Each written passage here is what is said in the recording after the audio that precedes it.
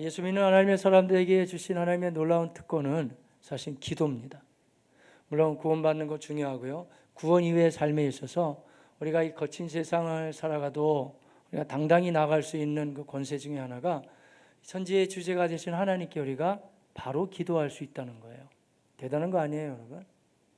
별로 여러분이 실감이 없으신 것 같은데 제가 오늘 이렇게 예배 올라오고 그러니까 청와대에서 전화가 왔더라고요. 저한테 문재인 대통령이 올해 건강 잘 챙기시고 예배 많으신데 오늘 예배도 잘 인도해 달라고 라고 말했다면 여러분 깜짝 놀라시겠죠.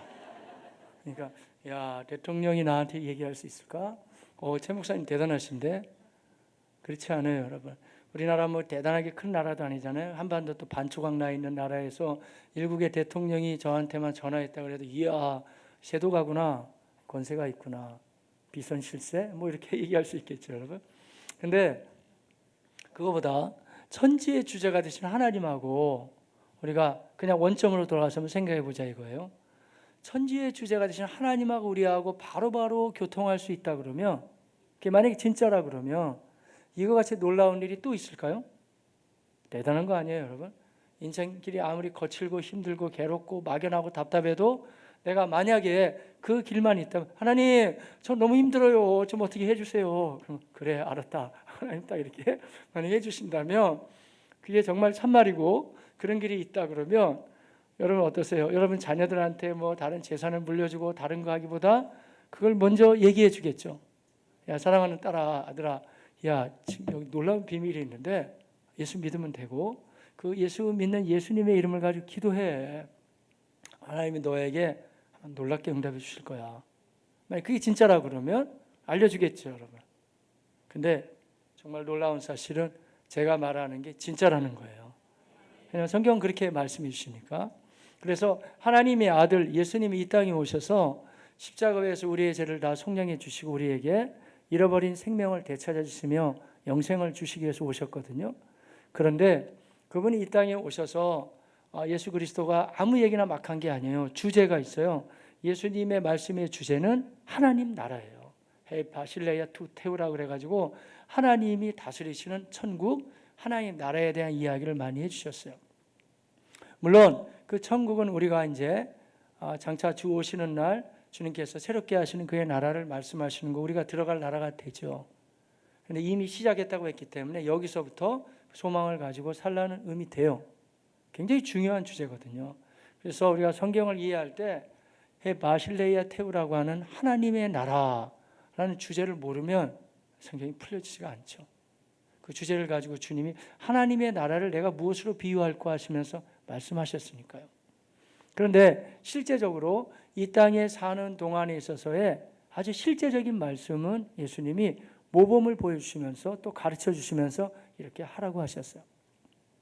성경을 찾아보면 우리 목회자들한테도 마찬가지예요. 예수님이 한 번도 설교는 이렇게 하는 거야. 그래서 이런 부분에 네가 여기 힘을 줘야 된다. 포인트를 주고 또 예화는 이렇게 사용하고 하신 적 한 번도 없어요. 말씀하시지 않았어요. 다른 뭐 스킬에 대한 얘기는 주님은 거의 안 가르치셨거든요. 그런데 적어도 두 가지 삶의 방식을 주님이 정확하게 말씀해 주셨어요. 하나는 뭐냐 하면 기도예요. 다른 한 가지는 전도고. 제가 어떻게 이렇게 단도직입적으로 말씀드릴 수 있냐면 저도 복음서를 계속 연구하고 많이 봤거든요. 근데 그러다 보면 예수님이 계속해서 반복적으로 보여주시고 강조하고 가르쳐 주신 그러한 큰 틀이 당연히 잡힐 수가 있어요. 대표적인 게 기도였어요. 예수님은 그래서 여러분들이 아까 제가 예를 들었지만 만약에 부모가 이게 진짜라고 그러면 제일 좋은 것을 자녀에게 알려주고 싶어 하듯이 예수님은 이 사실을 알고 계셨기 때문에 하여간 거친 인생을 살고 있지만 사람들에게 하나님의 자녀들에게 계속해서 기도가 얼마나 소중한지 또 왜 기도해야 되는지를 계속 말씀하셨죠. 예를 들자면 마태복음 6장만 봐도 우리 예수님이 이렇게 산상수훈에 말씀하셨죠. 저 들에 펴 있는 백합화를 보아라. 그리고 공중에 나는 새를 보아라. 새가 열심히 일해서 먹는 걸 봤느냐? 백합화가 무슨 길쌈을 해서 옷을 입더냐?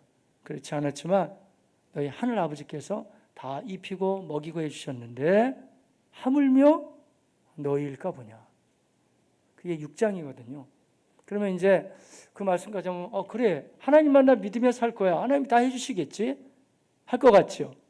그렇지 않아요. 바로 7장에 들어가면서 바로 말씀하시기를 구하라 그리하면 너에게 주실 것이요 찾으라 그리하면 찾아낼 것이요 문을 두드리라 그리하면 열릴 것이니 하셨어요. 짝이 맞는 거예요. 안 맞는 게 아니라 맞는 거라니까요.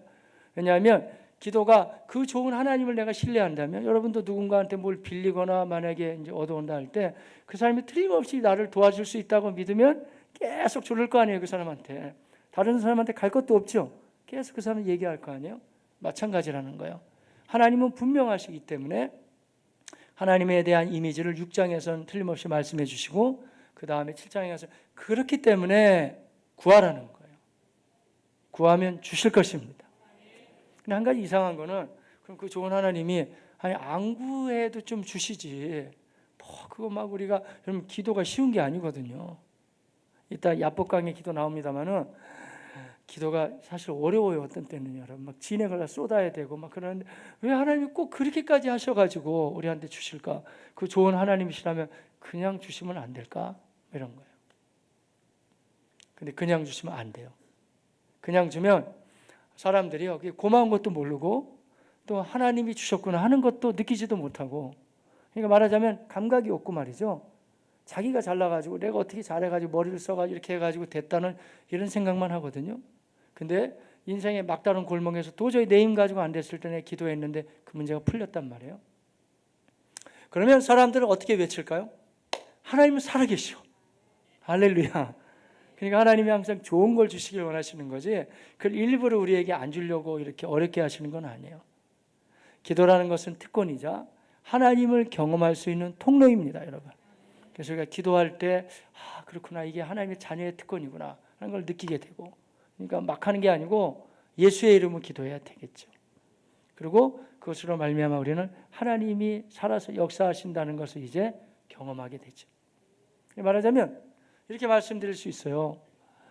안 믿는 사람은 말할 나위도 없지만 믿어도 기도를 잘 모르게 되면 제대로 믿는 것도 아니고 기도를 모르면 아예 인생을 모른다고까지 저는 할 수밖에 없어요. 그럼 어떻게 살아가는지 몰라요. 그러니까 고작이야 맨 머리만 쓰는 거예요. 계속 잔머리만 쓰고 막 정보만 뽑아대고 어떻게 인간적인 방법만 계속 접근하려고 그러죠. 근데 기도를 경험한 사람들은요 다 물어보세요. 여러분. 내가 할 도리는 다 하지만 내가 기도할 때 하나님이 내 기도를 받으셔서 하나님의 일을 진행해 나가신다는 거예요. 나는 세상을 변화시킬 수 없지만 하나님은 세상을 변화시킬 수 있는 분이세요. 나는 환경을 바꿔놓을 수 없지만 하나님은 바꾸실 수 있으십니다. 그런데 하나님이 그것을 어떻게 물려놓으셨냐면 우리의 기도를 들으셔서 하시겠다는 거예요. 따라서 우리가 평안하고 괜찮을 때도 이 기도의 영적 호흡을 놓치지 마십시오, 여러분. 그런데 진짜 막다른 골목에 다다르게 되고 너무 힘들고 어려울 때 사실은 그때가 기도의 진수를 경험할 수 있을 때예요, 여러분. 하나님은 경험해 가시기를 바라겠습니다. 예수님은 그래서 이 기도에 대한 모범을 좀 많이 보여주셨어요. 가르쳐 주셨어요. 얘기하자면 참 많아요. 십자가 지시기 전에 예수님이 겟세마네 동산에서 기도하실 때 복음서는 우리에게 기록해 주고 있잖아요. 얼마만큼 열심히 기도했냐면요. 땀방울이 핏방울이 될 때까지 진액을 짜는 기도. 혹시 여러분 인생 고민은 많이 해봤지만 그 문제를 가지고 그렇게까지 기도해 보셨어요? 그렇게 해본 분도 계시겠죠. 그런 사람들이 하나님을 체험하는 거예요. 도저히 안 된다 했을 때 문제를 가지고 예수님 그렇게 기도하셨고 또 나아가서는 예수님은 기도에 대한 가르침도 꽤 많이 해주셨어요. 일단 하나님이 얼마나 좋으신 분인지도 말씀해 주시고 그렇기 때문에 그냥 대충 해도 된다 그런 게 아니고 그렇기 때문에 더 열심히 하라는 거예요. 누가복음 18장에도 보면 불의한 재판장에 대한 비유를 예수님이 말씀해 주시면서 한 동네에 아주 승질도 안 좋고 하나님도 쉽게 여기고 사람도 우습게 하는 재판장이 있었다는 거예요. 불의한 재판장. 그런데 그 불의한 재판장이 예수님의 말씀에 제일 무서워하는 사람이 한 명이 생겼대요. 그게 누구냐면 가련한 과부. 왜냐하면 과부가 원통한 일을 당했는데 그 불의한 재판장을 매번 찾아오는 거예요. 밤에 하루 일 마치고 자려고 그러면 재판장님 이 문제를 좀 풀어주세요. 한두 번은 거절하죠. 뭐예요? 다 근무 끝났습니다. 가세요. 몇 번 보낼 수 있는데 한번 생각해 보셨어요, 여러분? 매일 밤마다 찾아온다 그러면 재판장님 해결해 주세요. 돌려보냈는데 새벽녘에 또 찾아오네. 재판장님. 그럼 예수님 말씀하시기를 저렇게 못된 재판장도 나중에는 두 손 들고 그 사람의 간청을 들을 수밖에 없다. 예수님의 비유예요. 근데 못된 재판장도 그러는데 주님의 비유는 때로는 아주 굉장히 대조가 잘 되고 못된 재판장도 그러는데 좋으신 하나님이 여러분의 기도를 들어주시지 아니하시겠습니까? 그 하나님을 신뢰해 가시기를 바라겠습니다. 그 얘기예요. 온통 그 얘기가 많아요. 물론 한 가지 더 한다면 예수님 전도에 대한 모범도 많이 보여주시고 또 알려주셨죠. 그러니까 신앙생활을 우리가 여러 가지 포괄적으로 많이 생각해 볼 수 있지만 아주 예수 믿고 나서 단촐하게 얘기하자면은 여러분 기도 많이 하고 또 전도 열심히 하면 그 신앙생활의 역동성이 주어집니다, 여러분. 대부분 잘하시는 사람 보세요. 다 그렇죠. 근데 하라는 기도는 안 하고 맨날 고민이나 하고 있고 하라는 전도는 안 하고 맨 남 이야기나 하고 있고 그런 식으로 하니까 이게 언밸런스가 나는 거예요. 성경 그렇게 말하지 않아요. 예수 믿고 새로운 사람이 됐다 그러면 어차피 우리에게 문제와 염려는 몰려오거든요. 근데 올해 우리가 외치고 있는 것처럼 넓은 마음과 중보 기도로 어떻게 나가자는 거예요. 거침없이. 문제는 이때니까요, 여러분. 여러분 거침없이 기도를 타고 다 승리해 가시기를 바라겠습니다. 하나님은 좋으신 분입니다, 여러분.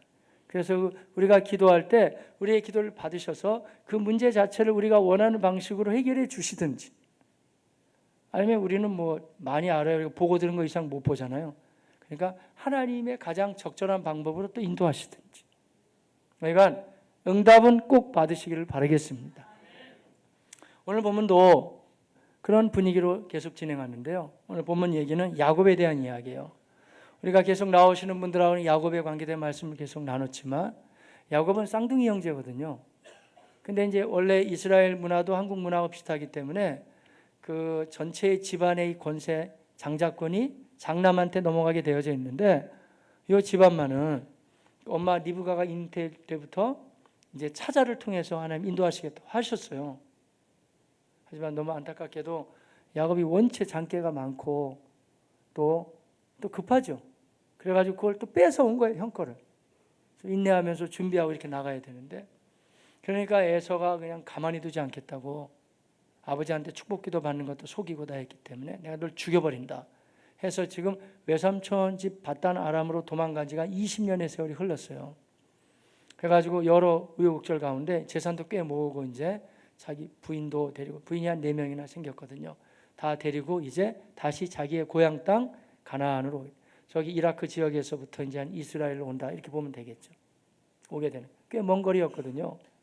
지지난주의 말씀처럼 먼 거리고 재산도 많고 그러니까 중간에 오다가 도적대한테 뺏길 수도 있잖아요. 근데 하나님이 하나님의 군대로 보호하신다고 하셨잖아요. 그래서 이제 가나안까지 거의 왔어요. 근데 가나안의 지형을 보면 요 위에 이제 갈릴리 호수가 있고 내려오면서 요단강이 있거든요. 근데 중간중간에 이 강 지류가 있어요. 그래서 위에 강은 아르뭇강이라는 게 있고 오늘 보면 야복강이라고 있어요. 중간쯤에. 지금 쭉 와가지고 이제 그 중간쯤 강에 온 거예요. 야복강 앞에. 그래서 여기 건너서 이제 자기 형이 살고 있는 지역을 통과해서 쭉 가야 되거든요. 근데 형이 살고 있는 그 지역, 이제 그 에서가 살고 있는 에돔 지역이라는 지역이 있는데 그 지역하고 지금 야복강하고는요 거리가 꽤 돼요. 꽤 먼 거리예요. 근데도 벌써 마음이 두려운 거예요. 왜냐하면 이 강을 건너게 되면 자기 형이 쫓아와가지고 자기를 상해를 입히고 다 빼앗아 갈까 봐 마음이 어려워지죠.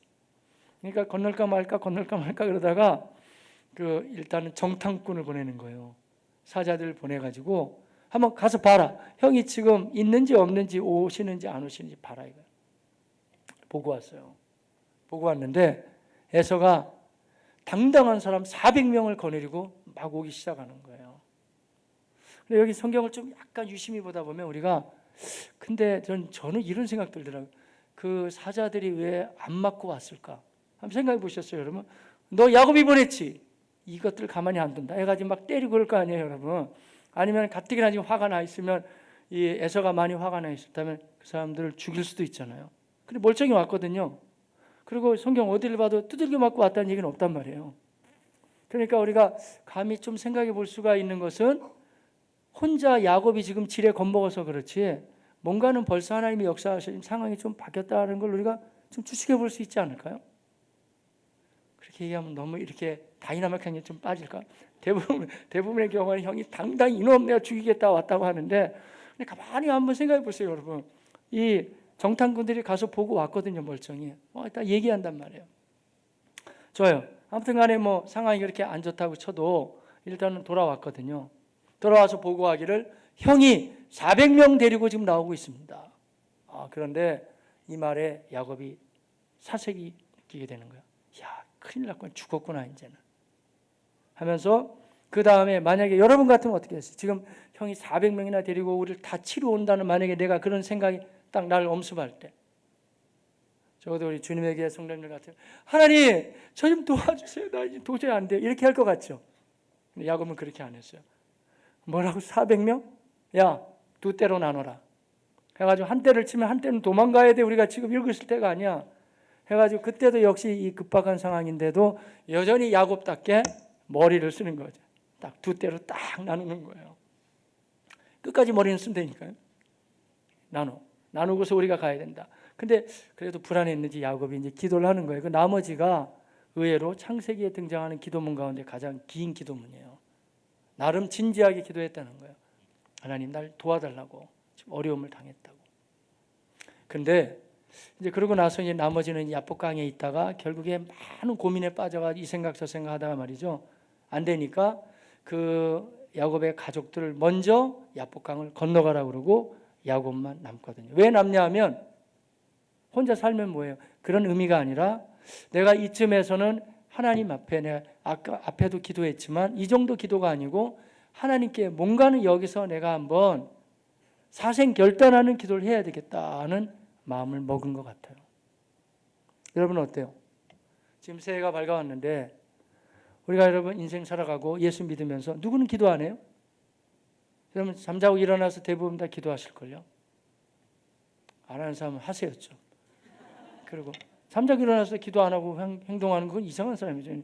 일어나죠. 어느 정도 일어나 기도하죠. 밥 먹을 때 기도해요. 잠잘 때 기도해요. 기도할 수 있어요. 일반적인 기도할 수 있다니까요. 근데 제가 오늘 이 아침에 드리는 기도는 그런 기도가 아니에요. 지금 야곱이 먼저 기도했다니까요. 32장에. 근데 그 뒷부분에서 지금 말씀하고 있는 기도는 앞부분의 기도하고 약간 다른 기도예요. 야복강에서 그야말로 어떻게 표현해야 될까요? 사생결단하는 기도, 죽으면 죽으리라 하는 기도예요. 이 기도가 매번 우리가 그렇게 할 수는 없겠지만, 하지만 우리의 삶의 현장에서 중요한 문제를 앞두고 그 문제를 내가 풀어야 될 때, 때로는 여러분 가운데는 심각한 고질적인 질병의 문제도 있겠죠. 또 아니면 내면의 아픔이라든지 정신적인 또 어려움도 있겠죠. 또 가족 가운데서의 갈등이라든지 말 못하는 고민들, 아무리 얘기해도 말 안 듣는 자식의 문제 많아요. 부부지간의 갈등.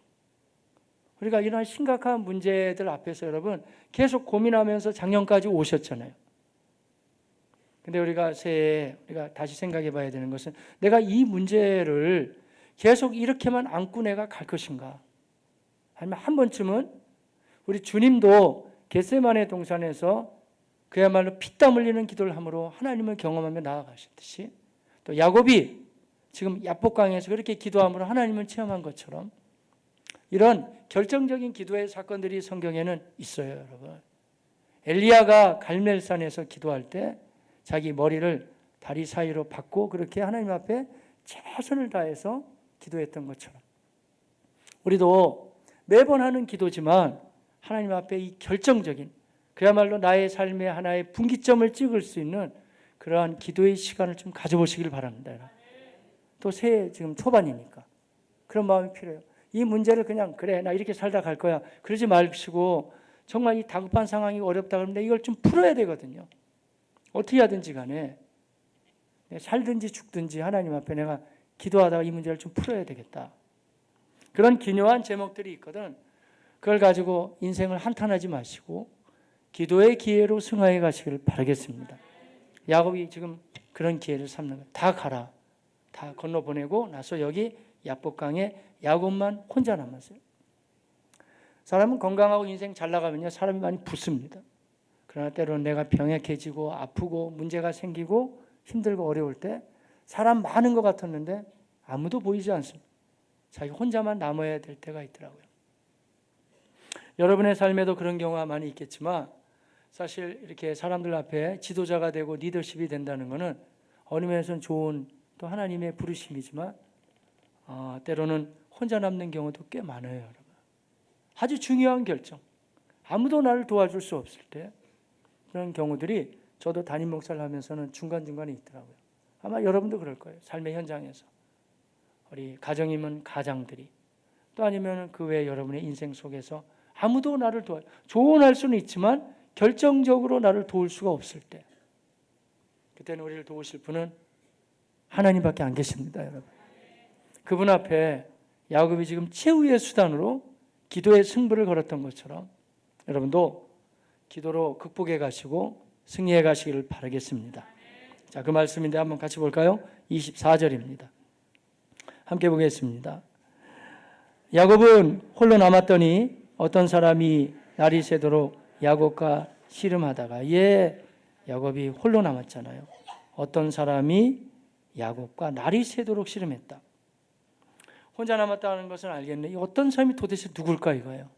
근데 야곱이 어떤 사람을 야곱이 풀어줘요. 야곱이 직접 풀어주거든요. 어떤 사람하고 계속 씨름한다는 거 아니에요. 그 사람이 누굴까요? 자, 30절 같이 볼까요? 그러므로 야곱이 그곳 이름을 브니엘이라 하였으니 그가 이르기를 내가 어떤 사람인데 야곱은 뭐라고 고백해요? 하나님과 대면하여 보았으나 내 생명이 보존되었다 함이더라. 그러니까 성경에 처음에 지금 기록되기를 어떤 사람이라고 그랬는데 야곱은 그 어떤 사람이 곧 하나님이었다는 거예요. 그렇게 표현해 주고 있죠. 우리가 구약을 강의할 때 그런 표현을 많이 썼는데요. 그냥 일반 천사들도 있어요. 그런데 구약에 여호와의 사자라고 표현되는 그런 단어들이 있거든요. 그것은 우리 예수님이 사람의 몸을 완전히 잊기 이전에 중간중간에 필요에 따라 현현하셨다. 이렇게 봐야 구약 성경이 전반적으로 이해가 되죠. 근거를 찾을 수 많아요. 근거는 얼마든지 찾아올 수 있어요. 29절에 보면 야곱이 청하여 이르되 당신의 이름을 이 씨름하는 분이 있잖아요. 도대체 이름이 뭡니까? 알려주셔서 그 사람이 이르되 근데 여기서는 아쉽게도 이름을 안 가르쳐 주셨어요. 어찌하여 내 이름을 묻느냐 하고 거기서 대신에 야곱에게 축복해 줬어요. 이 비슷한 내용들이 그러면 성경에 있느냐? 있어요. 사사기 같은 데도 보면 삼손의 아버지가 마노아였거든요. 이스라엘의 그 어려운 시기에 하나님께서 마노아를 통해서 삼손을 이제 보내신다고 약속하실 때 아버지가 물어보죠. 사사기 13장 17절 이하 마노아가 또 여호와의 사자에게 말하되 당신의 이름이 무엇이니까?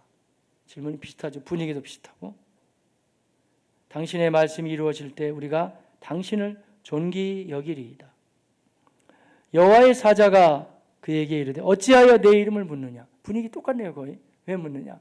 근데 감사하게도 사사기에는 이름을 가르쳐 줬어요. 내 이름은 기묘자라 아니라 나는 기묘한 분이다. 하나님이세요. 여호와의 사자. 출애굽기 3장에도 보면 여호와께서 혹은 모세가 하나님을 만날 때 여호와의 사자가 불꽃나무에 두 가지가 교차적으로 사용되고 있죠. 이사야에서도 보면 9장 6절에 이는 한 아기가 우리에게 낳고 한 아들을 우리에게 주신 바 되었는데 그의 어깨에는 정사를 메었고 그의 이름은 맞아요. 기묘자라 모사라 전능하신 하나님이라. 갖다 붙이는 게 아니라 성경의 전반적인 흐름으로 이렇게 잘 이해지죠.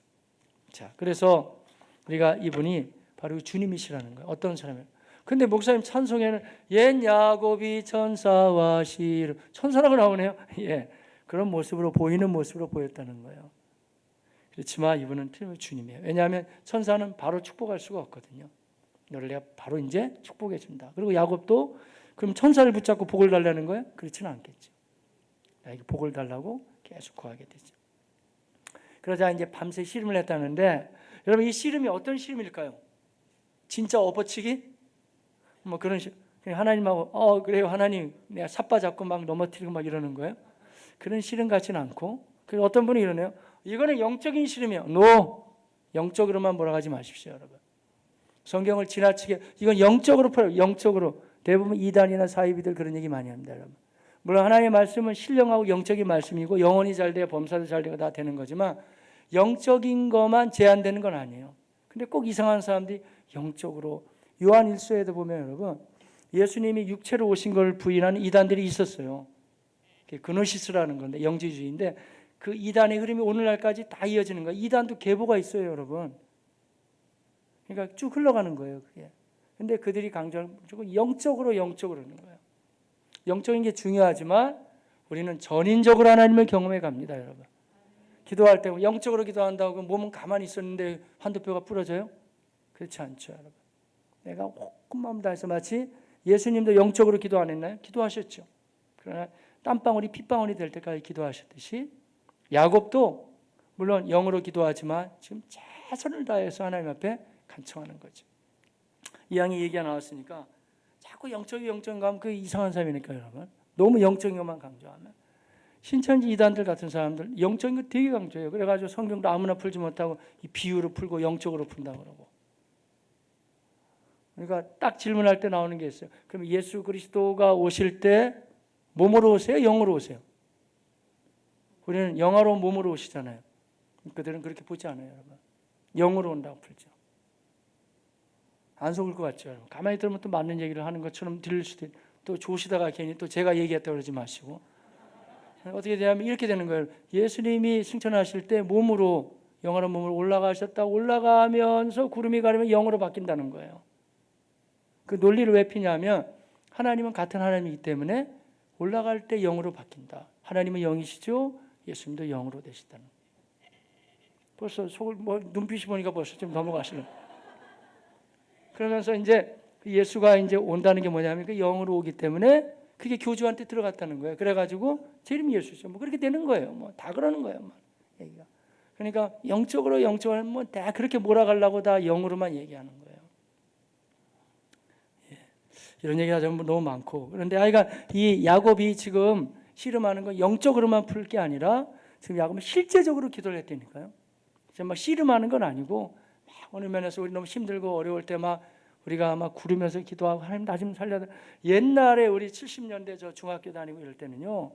진짜 그랬어요. 실제적으로 우리 중고등부 수련회 가도 이렇게 뭐예요. 요새는 아이들은 꼭 뭘 먹더라고요. 수련회를 가면 밤에 통닭을 시켜 먹든지 피자. 제 처음에 개척할 때 전 그게 너무 이상해가지고 우리 전도사님들이 애들 시켜줘야 된다. 아니 왜 먹지 밤에 이거를? 그랬더니 다 먹는다는 거예요. 다른 교회 다 먹는데 우리 애들만 안 먹고 있으면은 너무 마음이 슬퍼진다고 먹어야 된다는 거죠. 근데 우리 어렸을 때는 그거 안 먹었어요, 여러분. 먹는 거 없어요. 산에 올라가서 실제로 기도한다니까요. 실제 우리 연세 드신 분도 알겠지만 소나무 하나를 뽑아야 이제 능력 받는다 그래가지고 그런 기도 좀 많이 했어요, 진짜. 근데 그때도 저도 야곱과 같이 꼭 머리를 쓴 것 같아요. 야 이쪽 소나무 너무 이거 커 이거. 좀 약한 거 자꾸 이제 이걸 뽑아야 되니까. 그러니까 실제적으로 막 무릎이 까지기도 하고 막. 그러니까 기도는 기도인데 영적인 기도가 아니고 실제적인 기도예요. 전인적인. 야곱이 그런 거예요. 하나님 막 기도하죠. 그러자 야곱의 끈질긴 기도 가운데 이제 이렇게 말씀되죠. 같이 볼까요? 25절 이하. 자기가 야곱을 이기지 못함을 보고 그가 야곱의 허벅지 관절을 치매 야곱의 허벅지 관절이 그 사람과 씨름할 때 어긋났다. 26절.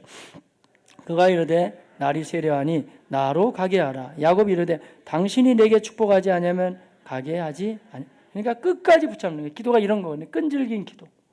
그래서 27절. 그 사람이 그에게 이르되 내 이름이 무엇이냐? 그가 야곱이니이다. 그러자 이제 이름까지 바꿔주세요. 야곱 어울리지 않는다. 네가 하나님도 이길 수 있는 사람이야. 하나님 이겼어. 어떻게 사람이 하나님을 이기겠어요? 그러나 그 사람의 간절한 기도가 이제 상달됐다. 그런 말씀이죠. 네 이름을 야곱이 아니고 남의 발 뒤꿈치나 잡는다. 그런 거 말고 하나님과 겨루어 이겼다. 이스라엘로 바꿔준다. 그 다음부터 이 나라 자체가 이스라엘이 되는 거예요. 그러면 이스라엘로 바꾸게 되고 야곱은 여기서 이제 하나님의 응답을 받고 그 다음에 형이 나머지 말씀 33장에는요. 400명과 달려와서 형이 오히려 더 안아주고 부둥켜 안고 화목하고 얘기는 이렇게 스토리가 끝나죠. 저는 말씀을 여기서 좀 마무리해 볼까요? 왜 이런 말씀을 이 아침에 우리에게 허락하실까요? 우리가 일반적인 기도할 수 있지만 너무 힘이 낙심하고 어려울 때 여러분 사업을 경영할 때 지금 한국 사회 경기상이 안 좋죠? 정말 막다른 골목에 몰려갔을 때 이 기도 필요합니다. 여러분. 그리고 직장 생활에서 한계를 느낄 때, 또 가정 생활에 여러 가지 내 힘으로 내가 할 수 없을 때, 도저히 내 힘 가지고는 안 될 때, 야복강의 기도가 필요한 거예요. 모든 게 다 필요합니다. 평안한 경우를 계속 인도하시거든 하나님의 은혜를 감사히 여기십시오. 그러나 삶은 누구든지 간에 야복강의 기도가 아마 필요한 제목들이 있을 겁니다, 여러분.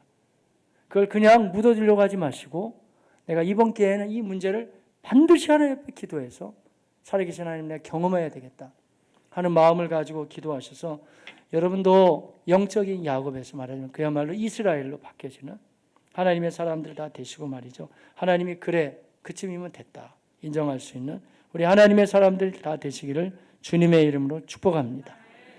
종교개혁자 마르틴 루터는 이런 표현을 했잖아요. 낙심할 때일수록 하나님의 도움은 매우 가까이 왔습니다. 비유적으로 봐도 마찬가지예요, 여러분. 밤이 깊고 깊을수록 새벽은 가까이 와 있는 거예요, 여러분.